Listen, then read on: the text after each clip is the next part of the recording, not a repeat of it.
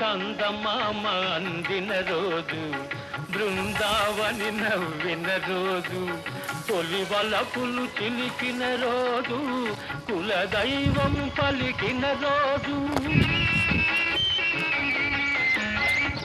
చందమామ అందిన రోజు, బృందావని నవ్విన రోజు, తొలి వలపులు చిలికిన రోజు, కులదైవం పలికిన రోజు.